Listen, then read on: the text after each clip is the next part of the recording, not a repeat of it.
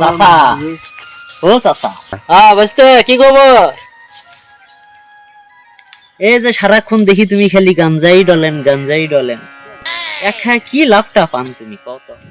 বাবা রে, এই গাঁজা যে কেন খাই এটা তো বুঝাবো কেমনে।